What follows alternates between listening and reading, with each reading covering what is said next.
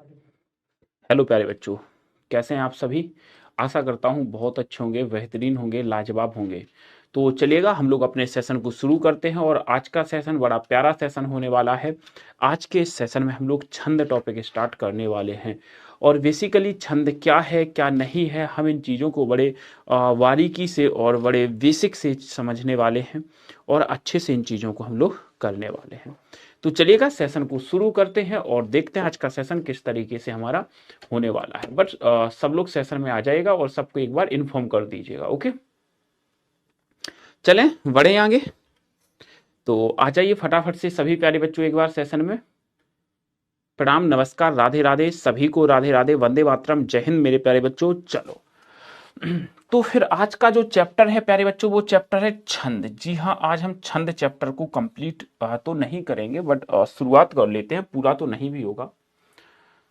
अच्छा, छंद चैप्टर जो है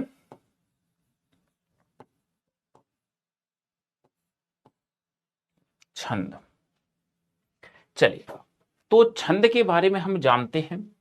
सबसे पहले तो बेसिक सी चीजें इनके बारे में हम लोग सीखना शुरू करते हैं।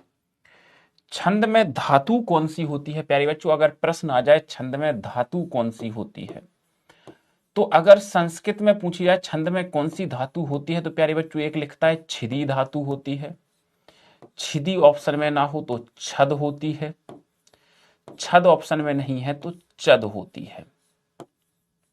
यानी कि इन तीन में से एक ना एक चीज आपको ऑप्शन में मिलेगी ही मिलेगी। एक बात याद रख लेना और अच्छे से सीख भी लेना, इन तीन में से आपको एक ना एक चीज ऑप्शन में मिलेगी ही मिलेगी, ये मेरी गारंटी है। ठीक है,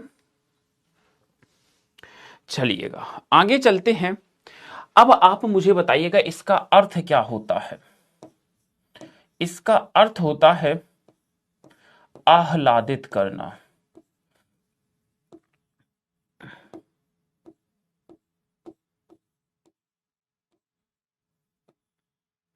आह्लादित करना,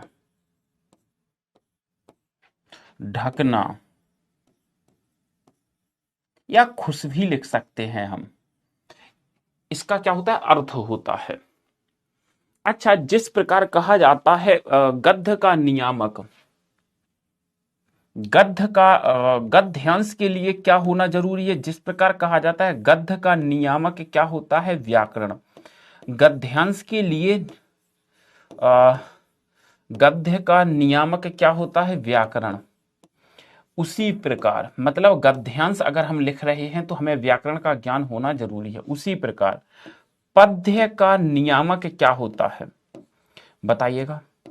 उसी तरीके से पद्य का नियामक यानी पद्यांश के लिए हमें किस चीज की आवश्यकता पड़ती है, तो पद्यांश के लिए प्यारे बच्चों हमें छंद शास्त्र की आवश्यकता पड़ती है। किस चीज की, छंद की, तभी तो हम उसको कैटेगराइज करेंगे। तो इसके लिए हमें छंद शास्त्र की आवश्यकता पड़ती है। क्लियर है, बिल्कुल ठीक है सर, क्लियर है। छंद शास्त्र की आवश्यकता देखने को मिलती है। अच्छा, इस हिसाब से हम चल रहे हैं तो ये चीजें देख लीजिएगा। छंद में कौन सी धातु, चिदी, चद या छद। अर्थ आह्लादित करना, ढकना होता है, खुश करना। आह्लादित मतलब प्रसन्न करना, ये उसके मेन अर्थ माने जाते हैं। तो ये छंद के बारे में हमने कुछ छोटी छोटी सी चीजें पढ़ी है। जिस प्रकार गद्य का नियामक व्याकरण होता है, ठीक उसी प्रकार पद्य का नियामक छंदशास्त्र माना जाता है। क्योंकि किसी भी पद्य में प्यारे बच्चों हमें ये देखना है कि सिस्टम से, यानी कि मात्राएं जो वर्ण हैं उनके बेस पर चीजें कैसी चल रही हैं और क्या हो रही हैं, तब हम इस चीज को देखना शुरू करते हैं वहां से। तो इसको देखिएगा पहले, तो फिर हम और आगे बढ़ते हैं। चलें अब देखो आगे बढ़ते हैं। इतनी चीजें देखने के बाद हम छंद की थोड़ी सी बेसिक सी चीजें समझने का प्रयास करते हैं। और ये बेसिक चीजें क्या कहती हैं, ध्यान से देखना। ये बेसिक चीजें क्या कहती हैं, ध्यान से देख लीजिएगा। कहा जा रहा है मात्रा वर्ण या दोनों की निश्चित क्रम संख्या के साथ ही विराम, गति, लय और तुक आदि से युक्त रचना को छंद कहते हैं। तो छंद किसे कहते हैं प्यारे बच्चों, पहले तो इस चीज को देख लीजिएगा। छंद किसे कहते हैं, मात्रा वर्ण या दोनों के, मात्रा वर्ण या दोनों के निश्चित जो क्रम संख्या है यानी सीक्वेंस, उसके साथ हमें विराम चाहिए।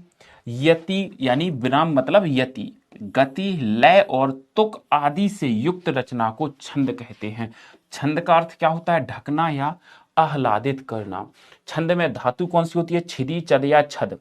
अच्छा, छंद का एक दूसरा नाम भी होता है जिसे क्या कहते हैं? पिंगल शास्त्र कहते हैं। क्यों कहा जाता है? क्योंकि सर जी पिंगलाचार्य एक ऋषि हुए हैं। पिंगलाचार्य कौन हुए हैं? एक ऋषि हुए हैं। तो इन्होंने अपने नाम पर ही छंद शास्त्र को पिंगल शास्त्र के नाम से जाना है। यानी कि जैसे कि हम कहें रसों के ऊपर सबसे ज्यादा जो सर्च की थी, रिसर्च किया था, वो भरत मुनि साहब ने किया था। उसी प्रकार छंद के ऊपर जो सबसे ज्यादा रिसर्च किया था वो किया था पिंगल शास्त्र ने। तो पिंगलाचार्य ऋषि के नाम पर ही छंद शास्त्र को पिंगल शास्त्र कह सकते हैं। ओके, और इस है क्या? ये मात्रा हो, वर्ण हो, इन दोनों का एक निश्चित क्रम हो। इन क्रम के साथ यति हो, गति हो, लय हो, तुक हो। यति, गति, लय, तुक से युक्त रचना ही छंद है। ध्यान से देखना, दो चीजें मैंने कही है, मात्रा और वर्ण। ध्यान से देखिएगा प्यारे बच्चों, मात्रा और वर्ण या दोनों कह दिया हमने। इन दोनों के साथ निश्चित क्रम संख्या, निश्चित क्रम संख्या, निश्चित क्रम संख्या के साथ, निश्चित क्रम संख्या के साथ क्या हो प्यारे बच्चों? यति हो, गति हो, लय हो, तुक हो। इनसे युक्त रचना को क्या कहा जाता है? इनसे युक्त रचना को छंद कहा जाता है। ये शॉर्ट परिभाषा कहती है। वर्ण, मात्रा या दोनों के निश्चित क्रम संख्या के साथ विराम, विराम को हम यति के नाम से ही जानते हैं। विराम को हम यति, विराम मीन्स रुकना, यति मीन्स भी रुकना ही होता है। ठीक है,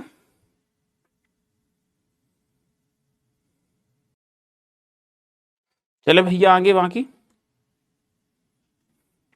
अच्छा, एक चीज और लेना, लिख लेना, अगर यहां लिखना है तो मुझे अभी याद आ गई।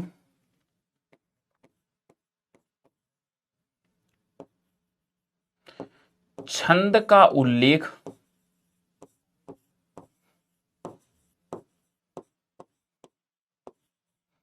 छंद का उल्लेख सर्वप्रथम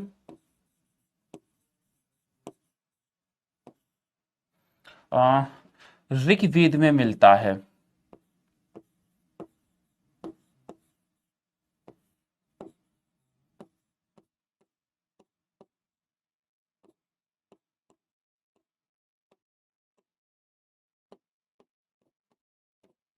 चलिएगा, छंद का उल्लेख सर्वप्रथम कहां मिलता है प्यारे बच्चों? ऋग्वेद में देखने को मिलता है। आगे बढ़ते हैं।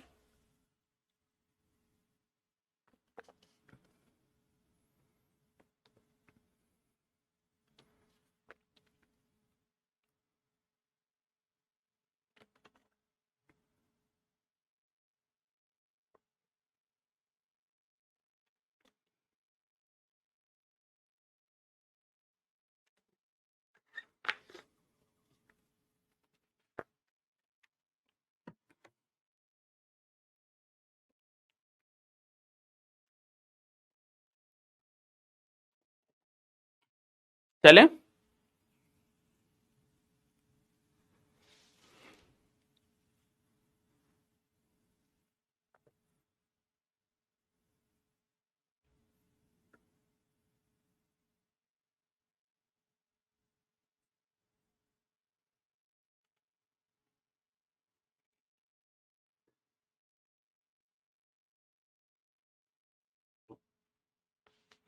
चलिएगा आगे। अब बढ़ते हैं आगे और समझते हैं और बढ़ते हैं। अब सबसे पहले देखना है, कोई भी जो छंद होता है, कोई भी छंद जो है, कोई भी छंद दो चीजों में विभक्त रहता है, चरण तथा यति। यति का मतलब क्या होता है? विराम। अभी बताया था मैंने, यति को ही विराम कहते हैं या विराम को ही यति कहते हैं। तो कोई भी छंद दो चरणों में विभक्त रहता है। आपसे डीएलएड के पेपर में आज ही प्रश्न पूछा गया था, छंद के कितने अंग होते हैं? तो छंद के 7 अंग माने जाते हैं। कितने अंग होते हैं प्यारे बच्चों? तो छंद के कुल 7 अंग माने जाते हैं। कौन कौन से? पहला होता है वर्ण, या मात्रा, तीसरा यति, यति को विराम कहते हैं, चौथा गति, चरण या चरण को पाद भी कह देते हैं, तुक और गण। ये हमारे 7 चरण होते हैं छंद के। हमें वन बाई वन इन्हें पढ़ना है और समझना है, हमें वन बाई वन इन्हें पढ़ना है और समझना भी है। ओके,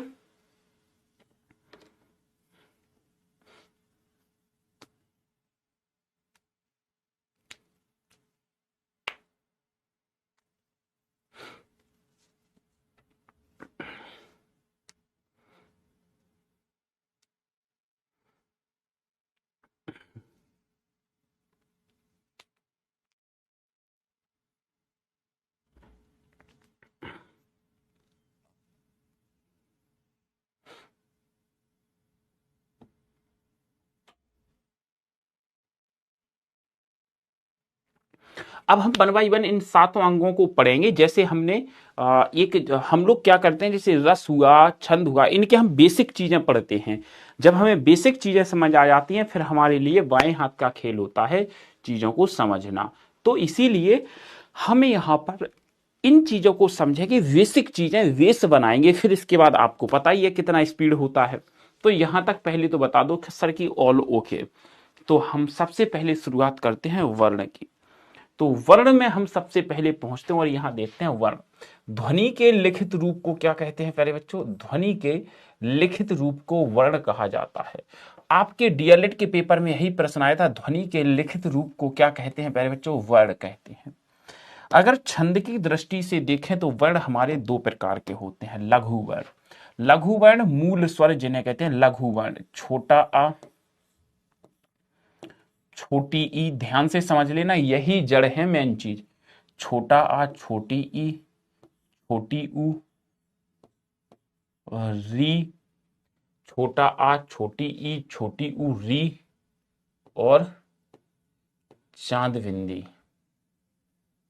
ठीक है, इसके बाद यहां पर क्या आ जाएगा?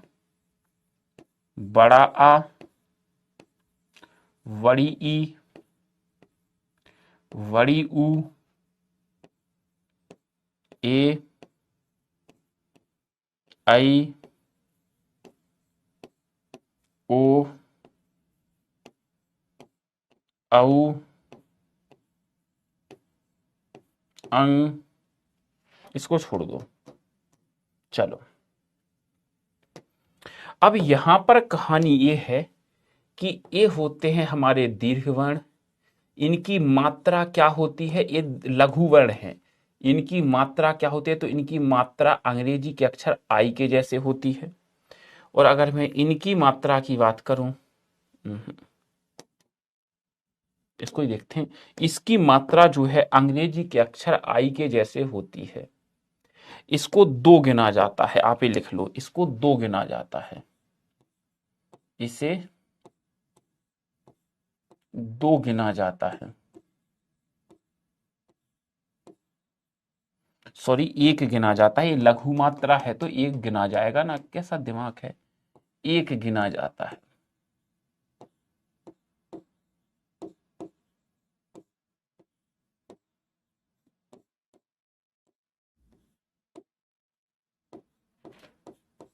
ठीक है, अब अगर इसके पीछे की कहानी कहें तो आप देखिएगा ये अंग। ठीक है, कोई बात नहीं। तो ये होती है हमारी मात्रा, इसकी मात्रा होती है, प्यारे बच्चों ध्यान से देखना,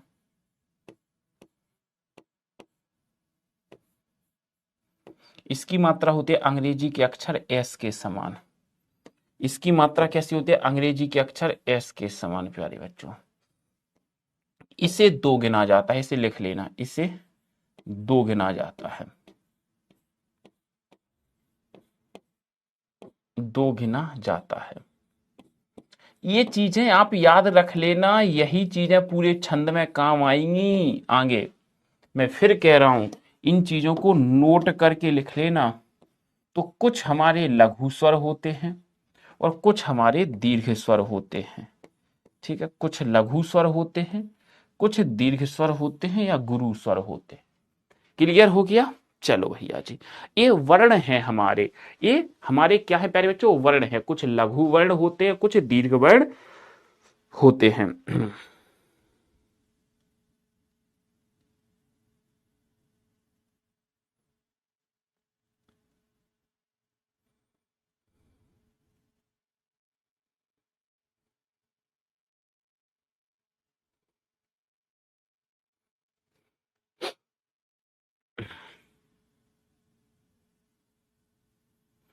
आप ये देख लो, जहां पर छोटा आ हो, छोटी ई हो, ऊ हो और री हो और आपका अनुनासिक हो, वो हमारी एक मात्रा मानी जाती है और उनको लघु वर्णों में रखा जाता है।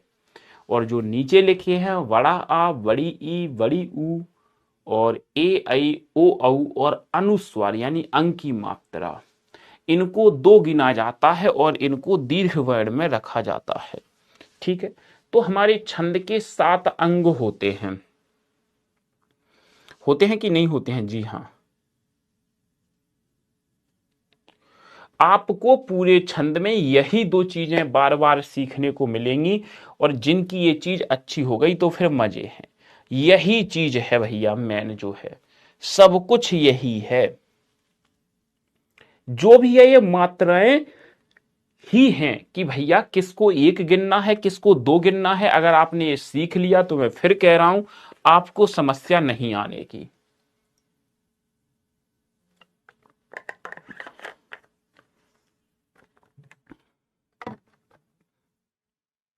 जल्दी से बता दीजिएगा यहां तक ऑल ओके, तो फिर दूसरे अंग पे चलें इसके।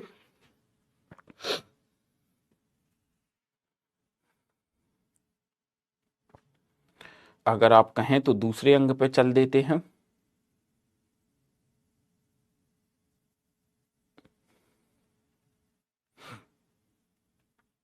बोलिए जल्दी से। ओके,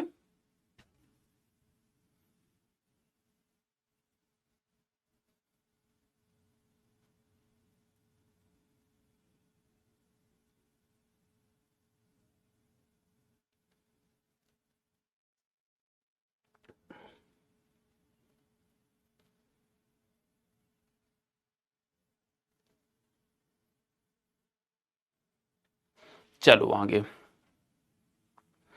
अब आते हैं हम दूसरे अंग पे। छंद के 7 अंग बताए गए हैं। दूसरा अंग, वर्ण के उच्चारण में लगने वाले समय को मात्रा कहते हैं।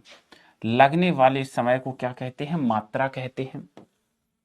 सर, मात्रा केवल स्वरों की होती है, ये तो आपको बताया गया है। मात्रा केवल स्वरों की होती है, व्यंजन की अपनी कोई मात्रा नहीं होती है। मात्रा केवल और केवल स्वरों की होती है। मात्रा 2 प्रकार की होती है, अभी मैंने बताया है। मात्रा कितने प्रकार की होती है? 2 प्रकार की होती है। एक होती है सर लघु वर्ण की मात्रा, अभी मैंने वर्णों में बताया है, और एक होती है दीर्घ वर्ण की मात्रा। एक मात्रा लघु वर्ण की होती है, एक मात्रा दीर्घ वर्ण की होती है। अब यहां पर अगर मैं बात करना चाहूं तो लघु वर्ण की मात्रा अंग्रेजी के अक्षर आई के जैसे होती है और दीर्घ वर्ण की मात्रा अंग्रेजी के अक्षर एस के आकार की होती है। सर, इस मात्रा को हम लोग क्या कहते हैं? इसको 1 गिना जाता है और प्यारे बच्चों इसको 2 गिना जाता है। इसको 1 काउंट करते हैं जहां पर ये हो, और प्यारे बच्चों ध्यान से देखना, इसको 1 काउंट करते हैं और इसको 2 काउंट करते हैं। बस यही चीजें तो मैंने अभी आपको वर्णों में बताई हैं।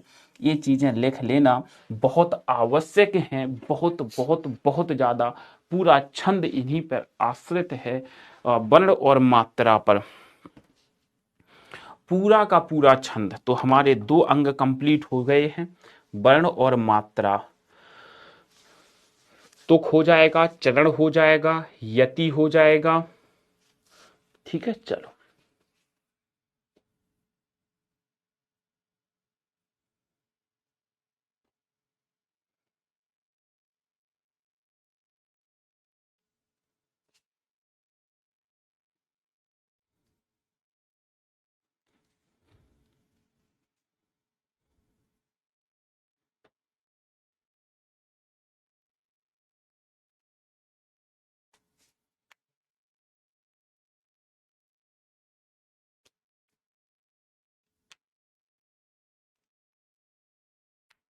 चले आगे बढ़ते हैं। अब देखते हैं हम लोग आगे मात्रा लगाने के नियम। ये तो फिर जान है। अब जिन भी बच्चों को छंदों की मात्राएं गिनना नहीं आता, आज इस सेशन को देख लेना। आज के बाद आपको कोई परास्त नहीं कर सकेगा, ये मेरा आपसे दावा है। मेरा दावा ही नहीं, वादा मान लो, कुछ भी मान लो, जो भी तुम्हें मानना हो। चलो, पहला नियम, संयुक्त अक्षर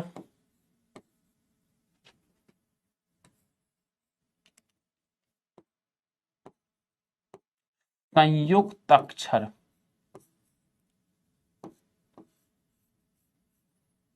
संयुक्त अक्षर से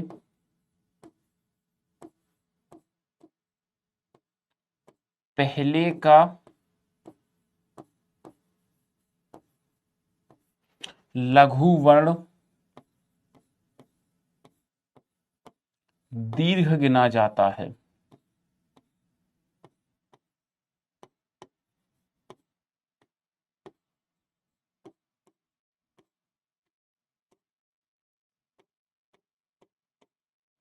संयुक्त अक्षर से पहले का लघु वर्ण दीर्घ गिना जाता है, पहला नियम है ये।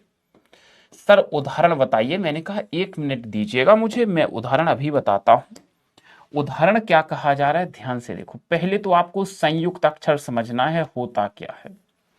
संयुक्त का मतलब होता है जो जुड़ा हुआ हो। जैसे हम जो ये लिखते हैं, अच्छा संयुक्त अक्षर बताइएगा क्या क्या होता है।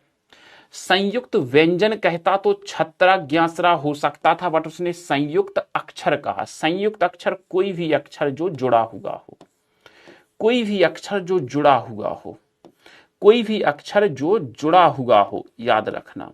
कुछ भी अक्षर जो आधा हो और पूरा हो। तो अगर मैं यहां पर बात करता हूं प्यारे बच्चों उदाहरण की, तो ध्यान से देखो। यहां पर मैंने एक उदाहरण लिखा सत्य। यहां पर प्यारे बच्चों मैंने एक उदाहरण लिखा सत्य, ध्यान से देखना। एक उदाहरण लिखा सत्य। ये संयुक्त अक्षर है कि नहीं है? बिल्कुल सर संयुक्त अक्षर है, 100% संयुक्त अक्षर है। अगर मैंने लिखा मंद, क्या ये संयुक्त अक्षर है? सर बिल्कुल संयुक्त अक्षर है, 100%। मैंने कहा चलो फिर समझ तो आ रहा है। मैंने आपसे कहा ये छोटा आ है, दादाबात क्या है? छोटा आ। छोटे आ पे एक मात्रा। अब सर ये क्या है? संयुक्त अक्षर, यानी आधा ना और दा क्या है? संयुक्त अक्षर। संयुक्त अक्षर के पहले लघु वर्ण है, देखो पहले ना नल के पहले क्या है? मां। मां क्या है प्यारे बच्चों? लघु वर्ण। तो इस पे एक मात्रा होगी, क्योंकि छोटा आ है, एक मात्रा होनी चाहिए। बट नियम कह रहा है लघु वर्ण को दीर्घ गिना जाता है, ये लीजिएगा। तो अब हमारा था तो यहां छोटा आ, मगर हमने 2 मात्राएं लगाई, क्यों? नियम के अकॉर्डिंग। जैसे या यात्री छोटा आ है एक मात्रा, और ये संयुक्त अक्षर है। कैसा अक्षर है? संयुक्त। तो हमने कहा ठीक है सर, तो जो ये छोटा आ है ना लघु वर्ण, इसको हम दीर्घ गिनेंगे। तो सा में छोटा आ है, मगर हम इसे दीर्घ गिनेंगे। बोलो पहला नियम हो गया याद कि नहीं हुआ? पहला नियम क्लियर हुआ कि नहीं हुआ? इस प्रश्न का आंसर कर दीजिएगा। पहला नियम क्लियर हुआ कि नहीं हुआ? अब संयुक्त अक्षर हो गया, अब आप संयुक्त व्यंजन वाला भी लिख लीजिएगा, ताकि यही दोनों चीजें क्लियर हो जाएंगी। मैं अभी आपको बताऊंगा, परेशान ना हो। संयुक्त व्यंजन, संयुक्त व्यंजन से, संयुक्त व्यंजन से पहले का, संयुक्त व्यंजन से पहले का लघु वर्ण दीर्घ गिना जाता है। क्या गिना जाता है? दीर्घ गिना जाता है।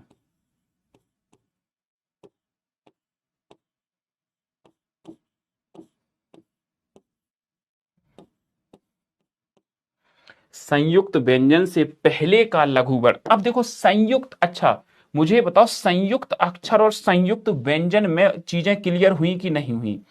संयुक्त अक्षर और संयुक्त व्यंजन की चीजें क्लियर हुई। अब देखो संयुक्त व्यंजन की बात करते हैं। जैसे मैंने कहा पत्र, ध्यान से देखना, ये क्या लिखा है? पत्र। मैंने लिखा है प्यारे बच्चों कक्ष।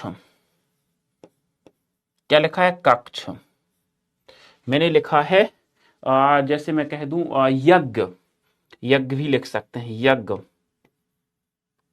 अब देखो कोई बात नहीं, बड़े आराम से समझेंगे हम लोग। ये देखो क्या है? जिज्ञानी में ज्ञा में छोटा आ लगा है, ज्ञा में छोटा आ है एक मात्रा। संयुक्त व्यंजन क्या है? जिज्ञानी। इसके पहले क्या है, लघु वर्ण, या यात्री में छोटा आ लगा है तो क्या है, लघु वर्ण। अगर ये लघु वर्ण है तो हम इसको दीर्घ गिनेंगे। क्यों भैया, नियम है, संयुक्त व्यंजन से पहले का लघु वर्ण दीर्घ गिना जाता है। ये है छोटा आ, एक मात्रा, इसके पहले लघु वर्ण है, इसको दीर्घ गिना जाएगा, नियम संयुक्त व्यंजन। त्रा त्रिशूल में छोटा आ एक मात्रा, अब संयुक्त व्यंजन से पहले का लघु वर्ण दीर्घ गिना जाएगा। तो अब बताओ, था तो यहां छोटा आ, मगर हमने इनको क्या बना दिया, हमने इनको दो मात्राओं में बना दिया। ओके लिख दो कि जी सर हमें यहां तक सारी चीजें क्लियर हो गई। मात्रा लगाने के 5 नियम होते हैं। ये 2 नियम सर जी हमें पूरी तरीके से समझ आ गए हैं, मुझे जल्दी बता दीजिएगा।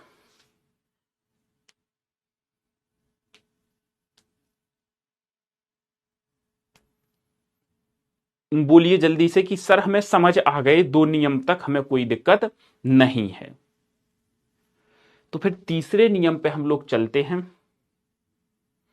चलो भैया, तीसरे नियम पे हम लोग चलते हैं। ये बहुत बेसिक चीजें, आप तुम किसी को पढ़ाओगे ना तो वो ये कहेगा यार भाई तुम्हें इतने आसान छंद हो गए, तुम्हारे 5 लाइनें सीख ली। तो अब देखो तीसरा नियम, 5 नियम लिखने हैं टोटल। हलंत वर्ण से पहले का, हलंत वर्ण से पहले का, हलंत वर्ण से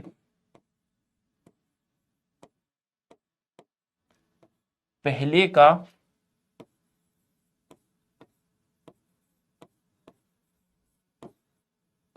लघु वर्ण दीर्घ गिना जाता है, दीर्घ गिना जाता है। बस अब जिन वर्णों के नीचे हलंत लगी हो उसको समझना है। उदाहरण देखिएगा,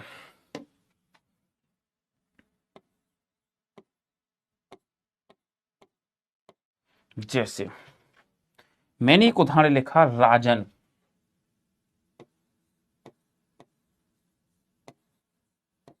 राजन ये हलंत लगी है। फिर हमने लिखा महत, ये हलंत लगी है। बस 2 ही समझ लो। मैंने कहा प्यारे बच्चों ये है ता तरबूज है, इसके नीचे हलंत, हलंत से पहले लघु वर्ण, हा हल छोटा आ है लघु वर्ण, इसको दीर्घ गिना जाएगा। और ये मां में छोटा आ तो है ही है। ध्यान से देखना सर, हलंत के पहले लघु वर्ण है छोटा जा, छोटा आ है तो एक मात्रा। और सर ये रा में बड़ा आ लगा है तो 2 मात्रा, रा में क्या लगा है, बड़ा आ 2 मात्रा। बोलो समझ में आ गया ये नियम, समझ में आ गया। अगले नियम पे चलते हैं, अगले नियम पे चलते हैं प्यारे बच्चों। आप बस समझते चलो, आप बस समझते चलो। चलो आगे चलते हैं, आगे लिखते हैं। बस नियम हो गए भैया, यही 2 नियम थे। चलो मेन जो थे हमारे वही 2 नियम थे बस। अनुस्वार युक्त वर्ण, अनुस्वार युक्त वर्ण दीर्घ गिना जाता है। ये तो हम पहले ही सीख चुके हैं, वर्णों में दीर्घ गिना जाता है, दीर्घ गिना जाता है। यानी कि जिस वर्ण के ऊपर अंकी बिंदी हो वो दीर्घ गिना जाएगा। ये तो भैया हम सीख ही चुके हैं। ये देखो, जिसके ऊपर अंकी बिंदी हो वो क्या गिना जाएगा, दीर्घ। तो ये बात तो रिपीटेशन में आ जाती है, बट हम लोग सीख लेंगे ताकि आपको ध्यान ना भूले। तभी मैंने कहा जो हमारे शुरुआत के 2 रूल हैं वही हमारे ताकतवर हैं, बाकी तो ये सब देखने के लिए है। हाँ सीरियसली, बाकी जैसे हमने लिखा एक शब्द पंकज, मैंने लिखा प्यारे बच्चों पंकज। फिर लिखा मैंने प्यारे बच्चों चंचल, ध्यान से देखना चंचल। अब देखो ध्यान से, कुछ ना करो, आप चीजों को फॉलो करो। ये क्या लगा है सर, छोटा आ एक मात्रा, छोटा आ एक मात्रा, छोटा आ एक मात्रा, अंकी बिंदी हो जिस पे अनुस्वार हो 2 मात्राएं। सर छोटा जा एक मात्रा, छोटा आ एक मात्रा, अंकी बिंदी है तो 2 मात्राएं। देखो समझ आ गया। चलो एक लास्ट रूल लिखते हैं।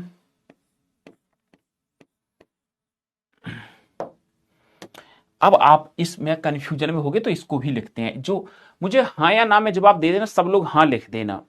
जिन वर्णों के नीचे हलंत होती है क्या उन्हें आधा वर्ण माना जाता है, हां या ना?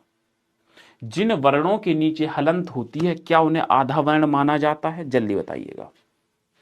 फिर हम लिखते हैं लास्ट रूल, अर्ध वर्ण की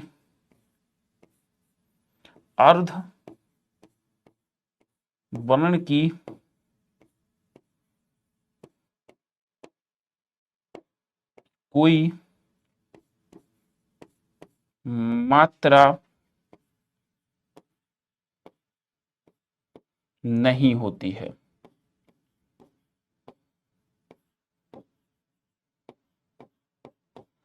आधा जो वर्ण होता है कहा जा रहा है उसकी कोई मात्रा नहीं होती है।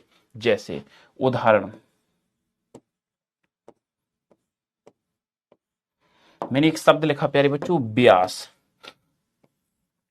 मैंने एक शब्द लिखा व्यास, कुछ भी लिख लीजिएगा जो आधा वर्ण है, मैं तो एक एग्जाम्पल के तौर पर समझा रहा हूं आपको। अब देखो ये मैंने क्या लिखा, सा में छोटा आ है, सा में छोटा आ है सर एक मात्रा, सा में क्या है छोटा आ है एक मात्रा, बड़ा आ है दो मात्राएं। अब मुझे बता दो यहां तक सब समझ आ गया या नहीं आया, बस इतना बता दीजिए मुझे। ये हमारे रूल खत्म हो गए मात्रा गिनने के, तो यहां तक समझ आ गई चीजें या नहीं आई? बस मुझे इतना जानना है भैया जी, यहां तक चीजें समझ आ गई भाई साहब या नहीं आई? अगर यहां तक चीजें समझ आ गई हैं तो आपके लिए और मेरे लिए बहुत अच्छा है।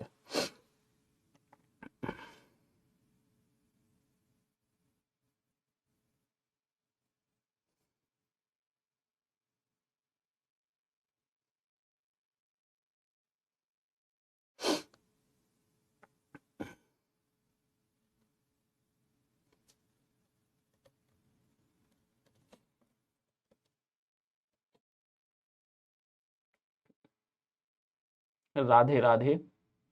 मतलब अब यहां तक आपको कोई समस्या नहीं है। मैं आपको एक टास्क और दे रहा हूं, परेशान ना हो, मैं आपको एक टास्क और दे रहा हूं। इतने जल्दी तुम कैसे मतलब चीजों को कह दिया? नहीं सर जी, हाँ सर जी, अभी तुम्हें क्या लगा चीजें इतनी आसान हो जाएंगी? चलो अब जिसे आ जाए वो बताना। मुझे कोई एक आधे वर्ण वाला उदाहरण दो जिसके नाम में जो आपके माइंड में आ रहा है ये वाला उदाहरण। शुरुआत में आधा वर्ण हो या कहीं भी, बेसिकली अगर मैं कहूं व्यास हो गया,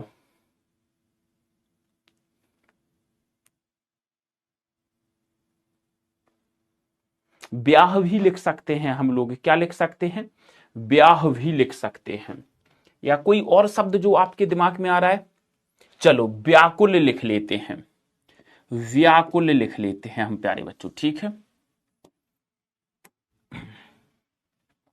मैंने यहां शब्द का नाम लिखा व्याकुल, ठीक है, ध्यान से देखिएगा।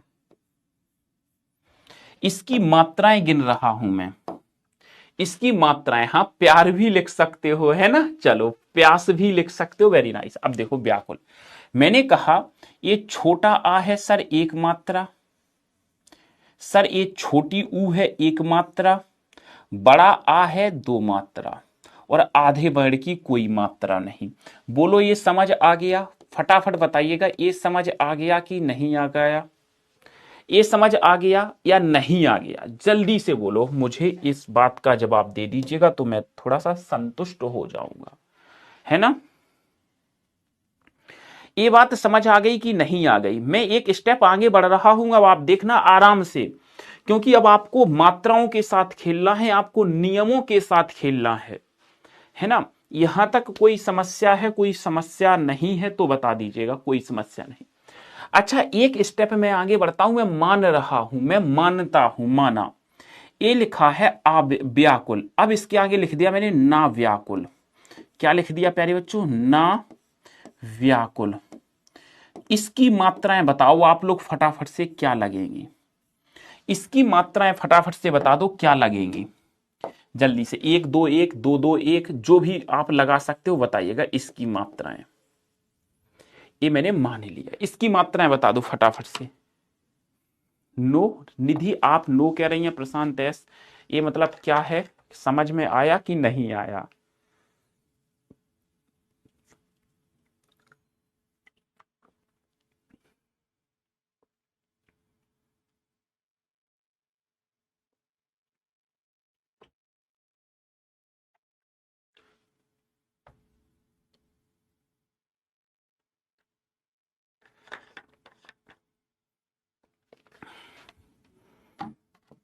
निधि देखो गलत दे रही हैं आप। देखो यही तो एक एक ठीक है, फिर आपने अच्छा फिर ये एक मात्रा कहां से आ गई आपकी? अब देखो अब आए, अभी भी गलत है। देखो अब मैं बताऊंगा आपको। प्रशांत दुधिया, मुझे ये बताओ, व्याकुल में छोटा आ सर एक मात्रा, ठीक है सर। छोटे ऊ सर एक मात्रा, बड़ा आ सर दो मात्राएं सर, यहां तक तो कोई डाउट नहीं है। अब आप एक नियम कैसे भूल गई निधि जी कि आधे वर्ण की कोई मात्रा नहीं, तो हम इसमें कोई मात्रा नहीं लगाएंगे, वो आप है, ठीक है। मगर एक चीज याद रखना निधि जी कि संयुक्त अक्षर है ये। कैसा अक्षर है? संयुक्त अक्षर। संयुक्त अक्षर के पहले जो लघु वर्ण होता है उसे दीर्घ गिना जाता है। तो ये जो नानल है ये संयुक्त अक्षर है। संयुक्त अक्षर के पहले लघु वर्ण है नानल, मगर हम इसे दीर्घ गिनेंगे। क्यों गिनेंगे दीर्घ? समझ आया? इसे हम दीर्घ क्यों गिनेंगे? समझ आया? तो न व्याकुल की मात्राएं ये हैं। बोलो अब समझ आया? आपको मात्राओं के नियमों के साथ खेलना है। इतना सा आपने कर लिया तो बस कल्याण हो गया, समझ लो। आपको कोई परास्त नहीं कर सकता छंद में। कोई माई का लाल आपको परास्त नहीं कर सकता। ये मेरा चैलेंज है।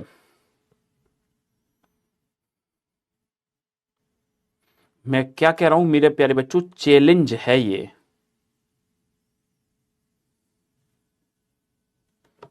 तो हम अब ये नहीं सोचेंगे कि एक नियम काम कर रहा, एक साथ हमारे दो दो तीन तीन नियम भी काम करेंगे।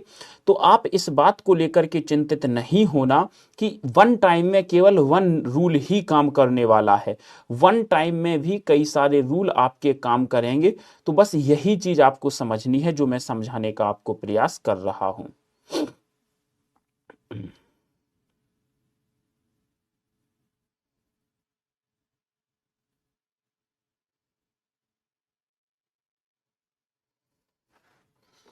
अब हो गए, अब क्लियर हो गए सभी को। चलो अब आपके सामने कुछ शब्द हैं, ये आपको पीडीएफ में मिलेंगे। आप इनको नोट कर लो या कुछ भी करो। इन पे आपको मात्राएं लगानी है। ये आपका होमवर्क है। मैं आगे बढ़ता हूं। इनमें आप लगाना, जब नहीं लगे तो फिर मैं कल लगवा दूंगा। ये आपके होमवर्क के लिए हैं कि इनमें मात्राएं लगाना। बड़े पेशेंस के साथ मात्राएं लगाना। मैं गारंटी देता हूं नियमों से बाहर कुछ नहीं है पूरे छंद में। तो 5 नियम केवल याद रख लेना। ओके, चलो भैया। अब हम इसके छंद के 7 अंग थे। हम 2 अंग अभी तक कंप्लीट किए हैं। एक अंग वर्ण कंप्लीट किए हैं, एक मात्रा कंप्लीट किए हैं। तो और आगे बढ़ते हैं हम और आते हैं तीसरे अंग पे, यति। अब हमारे छोटे छोटे से अंग हैं। यति कहती है प्यारे बच्चों विराम या रुकने को। पहले ही कहा है, विराम या रुकने को क्या कहते हैं प्यारे बच्चों? यति कहते हैं। यति हेतु चरणों के मध्य में अल्पविराम तथा चरणों के बीच में अगर हम रुकते हैं तो अल्पविराम लगाते हैं, और चरण के अंत में रुकते हैं तो हम पूर्ण विराम लगाते हैं। सर तीसरे अंग के बाद आता है हमारा गति। छंद की गति को ही लय कहते हैं। छंद की गति को ही क्या कहते हैं प्यारे बच्चों? लय कहते हैं। चलिएगा आगे बढ़ते हैं प्यारे बच्चों। छंद की गति को ही क्या कहते हैं प्यारे बच्चों? लय कहते हैं।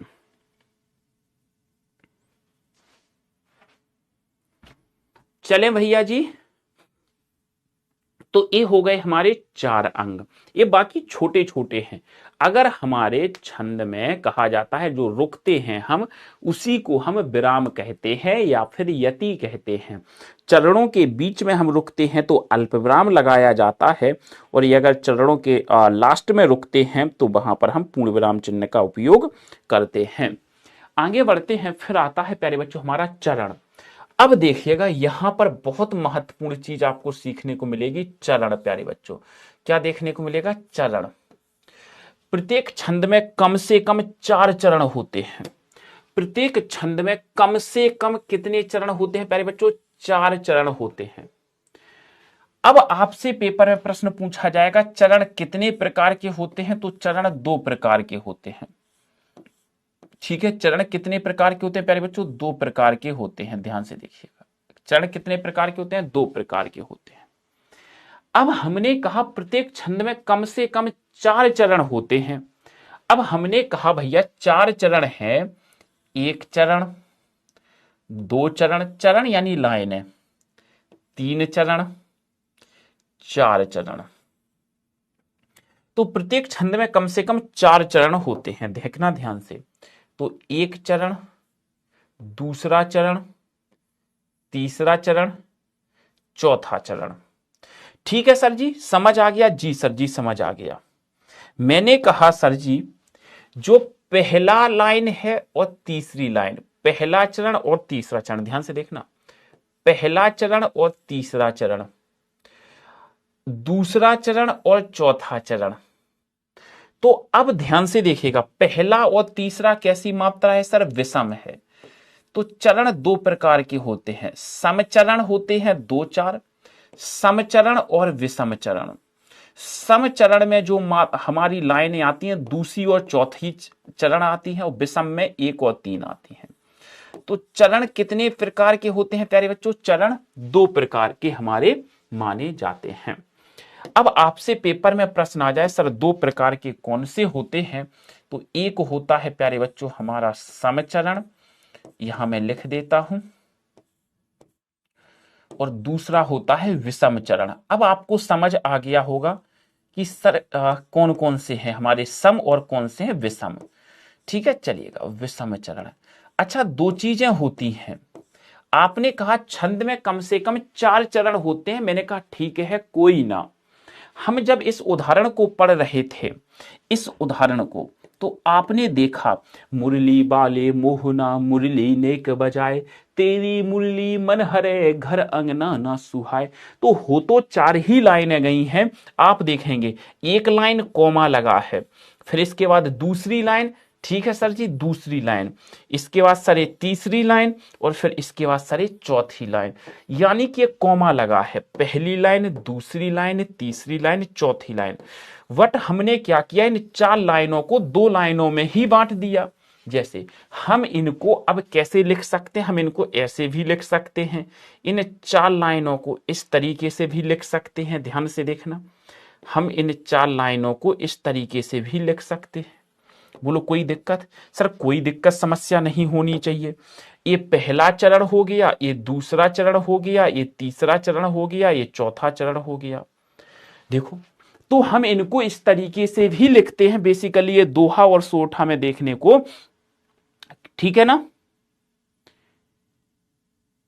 चलिएगा, कुछ छंदों में, अब एक स्टेप लिखिए, कुछ छंदों में 4 चरण होते हैं, कुछ छंदों में 4 चरण होते हैं। ये क्या है प्यारे बच्चों? यहां मैं लिखता हूं, कुछ छंदों में प्यारे बच्चों क्या है? 4 चरण हैं। ध्यान से देखना, इसमें कितने चरण हैं प्यारे बच्चों? 4 चरण हैं। तो कुछ छंदों में 4 चरण होते हैं, मगर इन 4 चरणों को, ध्यान से देखना, मगर इन 4 चरणों को 2 ही लाइनों में लिख दिया जाता है। ध्यान से देखना, मगर इन 4 चरणों को 2 ही लाइनों में लिख दिया हमने। अब हमने क्या किया, 2 पंक्तियां ले ली, हमने इनको 2 पंक्तियों में लिख दिया। इन 4 चरणों को हमने 2 पंक्तियों में लिख दिया, हमने कन्वर्ट कर दिया। ध्यान से समझना, हमने क्या किया प्यारे बच्चों, इन जो हमारे 4 चरण थे, इन 4 चरणों को हमने 2 पंक्तियों में लिख दिया। ध्यान से देखना, 2 पंक्तियों में लिख दिया। तो ऐसी प्रत्येक पंक्ति को दल कहते हैं। अब हमने क्या किया, हमारी 2 पंक्तियां हैं, तो इस पंक्ति को हम दल कहते हैं, तो इस प्रत्येक पंक्ति को दल कहते हैं यहां पर। तो ऐसी प्रत्येक पंक्ति को दल कहा जाता है, यानी कि हमारे यहां पर दो दल हैं, प्रत्येक पंक्ति को क्या कहते हैं? दल कहते हैं। ऊपर हम चरण कह रहे थे, तो यहां हम प्रत्येक पंक्ति को क्या कहेंगे? दल कहेंगे। समझ में आ गया कि नहीं आया? तो अब एक हमारा दल ए हो गया, एक दल ए हो गया। हमने इन चार चरणों को दो पंक्तियों में जोड़ दिया, तो ऐसी प्रत्येक पंक्ति को दल कहते हैं, एक दल और दूसरा दल। ठीक है, अब आपसे पूछे छंद में कोई दल क्या है, तो आप बता दोगे। चलो भैया जी, अब आते हैं हम नेक्स्ट पर। तुक क्या है? जिन छंदों के लास्ट में तुक होती है उन्हें तुकांत कहते हैं, और जिनके लास्ट में तुक नहीं होती है उन्हें आतुकांत कहते हैं। जैसे हमको बहुत ही भांति हिंदी, हमको बहुत है प्यारी हिंदी, तो आप देखेंगे इनके लास्ट में तुक है, तो इन्हें तुकांत छंद कहते हैं। इन्हें क्या कहते हैं? तुकांत छंद कहते हैं। अब देखेंगे इनके लास्ट में तुक नहीं है। काव्य सर्जक हूं, प्रेरक तथ्यों के अभाव में लेखनी अटक गई है, काव्य सृजन हेतु, इनमें तुक नहीं है, तो इसे हम आतुकांत छंद कहते हैं। इसे कौन सा छंद कह देंगे? आतुकांत। तो जिन छंदों के लास्ट में तुक होती है उन्हें तुकांत कहते हैं, जिन छंदों के लास्ट में तुक नहीं होती है उन्हें आतुकांत कहा जाता है। चलो भैया, तुक हो गया। अब आते हैं प्यारे बच्चों हम गणों पे। अब एक अंग और है हमारा सातवां, इसको हम क्या कहते हैं प्यारे बच्चों? गण कहते हैं। तीन वर्णों के समूह को गण कहा जाता है, यानी कि ध्यान से देखना, गण का अर्थ पहले तो याद रखना है प्यारे बच्चों। गण का अर्थ क्या होता है? तो आप कहेंगे सर गण का अर्थ होता है समूह।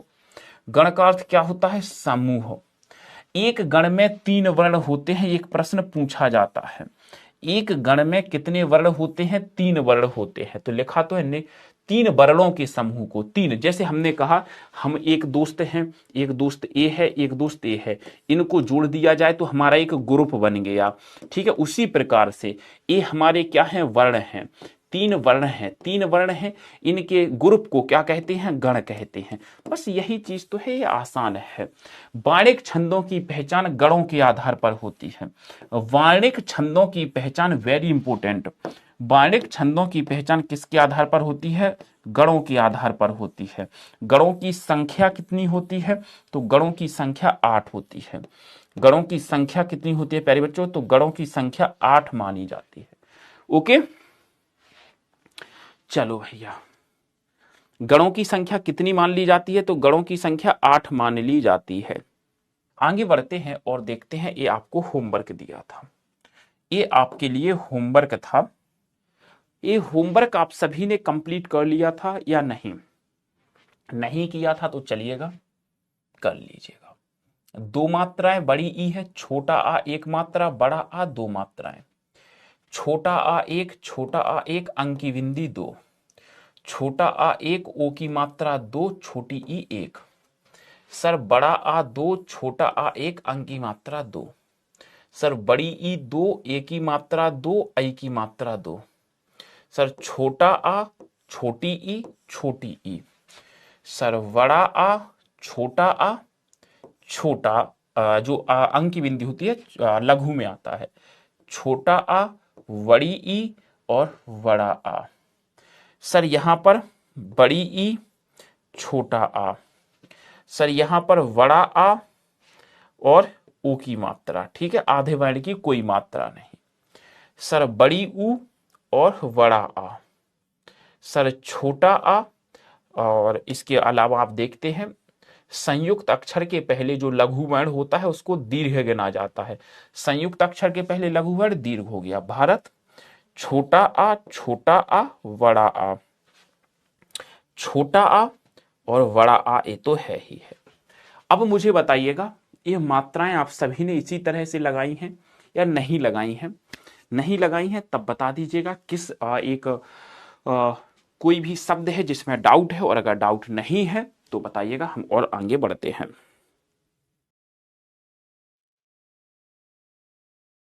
ज्योत्सना का बताइए। निधि, देखो ध्यान से, निधि एक क्या है? बड़ा आ है, एक क्या है? बड़ा आ है, दो मात्राएं। आधे वर्ण की कोई मात्रा नहीं होती है। आधे वर्ण की मात्रा होती है, नहीं ना होती है।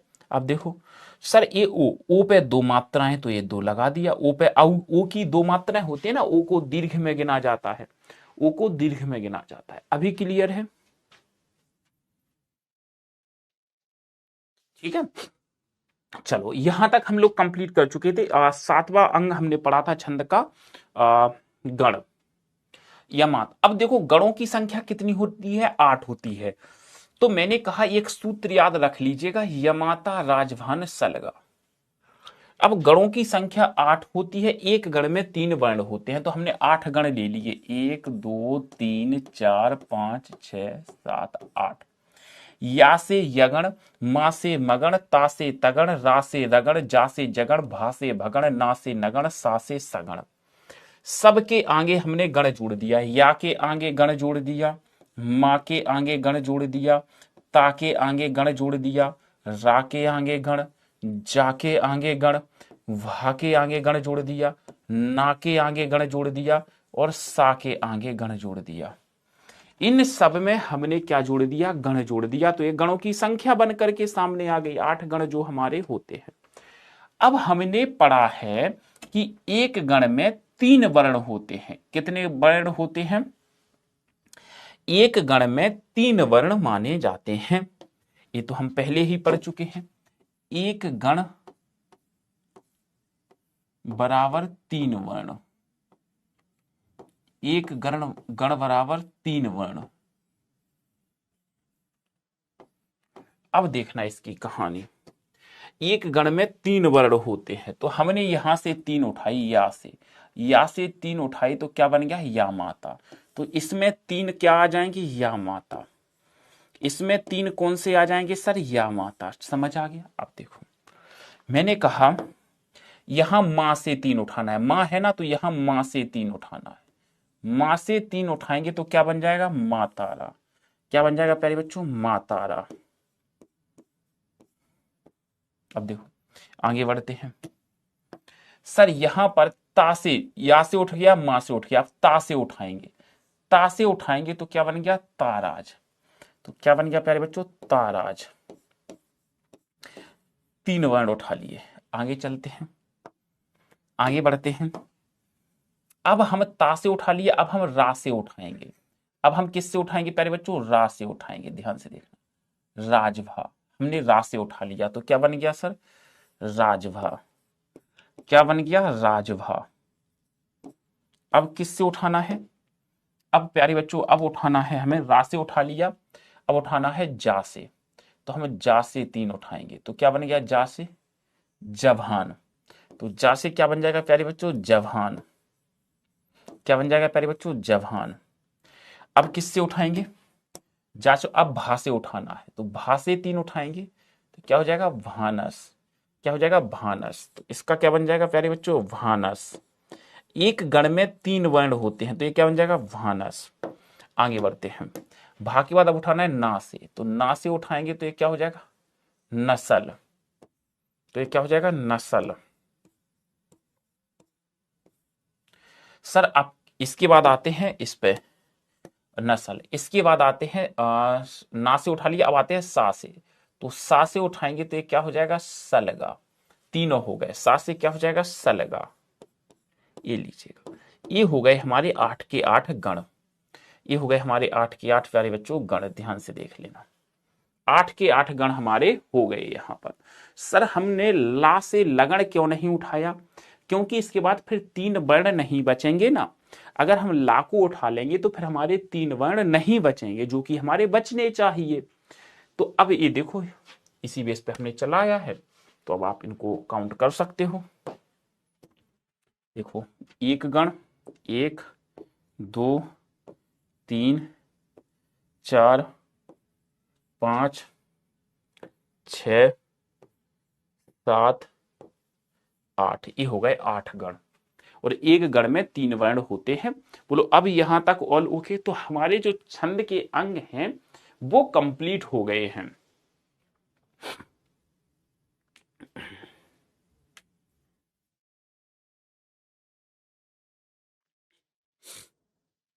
चलें आगे।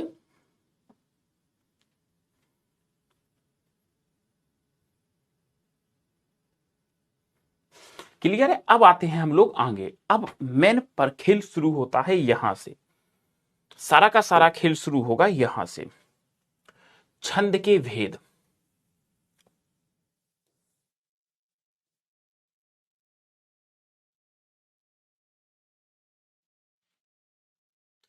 ठीक है, छंद के भेदों पे हम लोग चलते हैं। ध्यान से देखिएगा, अगर मैं इसके भेदों की चर्चा करता हूं तो हमारा मात्रिक छंद, बाणिक छंद, एक तीसरे प्रकार का छंद और हमारा सामने निकल करके आता है, जिसे हमने मुक्तक छंद कह दिया है।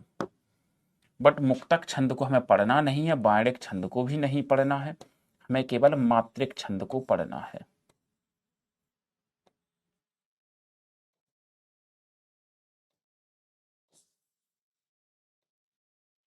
मुक्तक छंद को पढ़ना है, ठीक है, चलिएगा।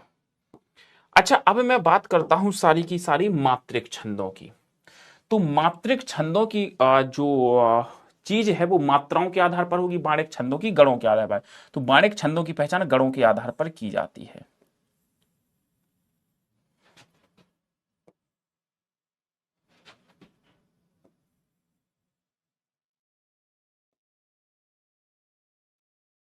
मात्रिक छंद 3 प्रकार का होता है।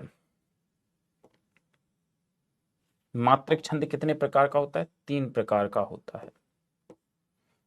अब देखो, मात्रिक छंद में मात्राओं के आधार पर गणना करी जाती है, बाणिक छंद में वर्णों के आधार पर गणना करी जाती है। अगर मैं बात करता हूं मात्रिक छंद की, तो मात्रिक छंद मात्राओं के आधार पर बेस होता है। किसके आधार पर बेस होता है? मात्राओं के आधार पर। मात्रिक छंद बेसिकली 3 प्रकार का होता है, सममात्रिक, अर्ध सममात्रिक, विषम मात्रिक। सममात्रिक का मतलब होता है वे छंद जिनके सभी चरणों में मात्राएं समान होती हैं। वे छंद जिनके सभी चरणों में मात्राएं कैसी होती हैं? समान होती हैं।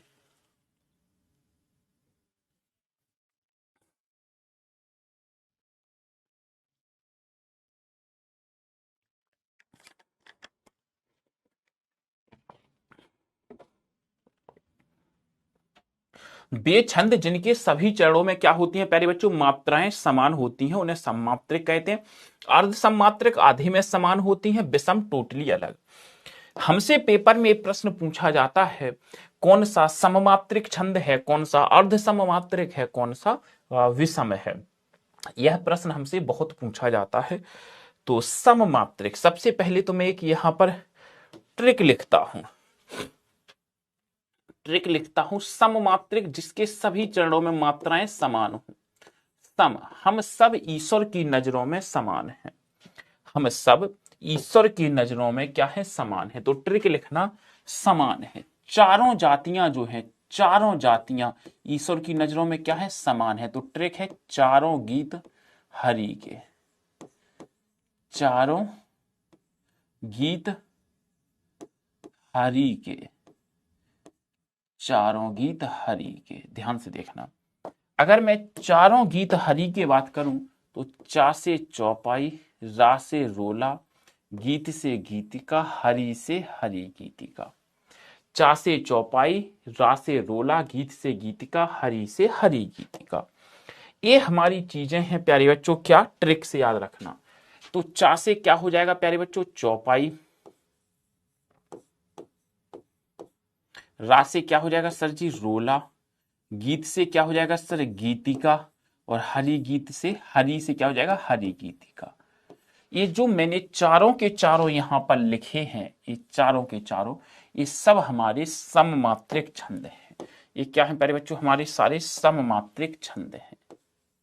याद रखना, ये सारे के सारे हमारे कैसे? सममात्रिक छंद हैं। यानी मैं इसकी बात करता हूं तो सममात्रिक छंद में क्या आता है? चौपाई आता है। चौपाई आता है, नोट कर लेना। ये ऊपर मैंने ट्रिक लिखी है, चौपाई आता है। चा से चौपाई, रो से रोला आता है, रो से रोला आता है, गीत से गीतिका आता है, गीत से गीतिका आता है, हरि से हरि गीतिका आता है। अच्छा, मुझे एक प्रश्न का आंसर आप सभी कमेंट कीजिएगा, छंद में कम से कम कितने चरण होते हैं? छंद में कम से कम कितने चरण होते हैं? इस प्रश्न का आंसर कीजिएगा जरा एक बार। जल्दी से बताइएगा इस प्रश्न का आंसर। अर्ध सममात्रिक छंद की बात करें तो अर्ध सममात्रिक छंद में हमारा दोहा आता है।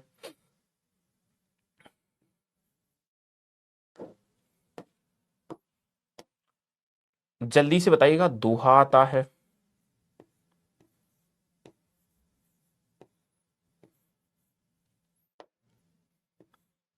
दोहा का अपोजिट सोरठा होता है।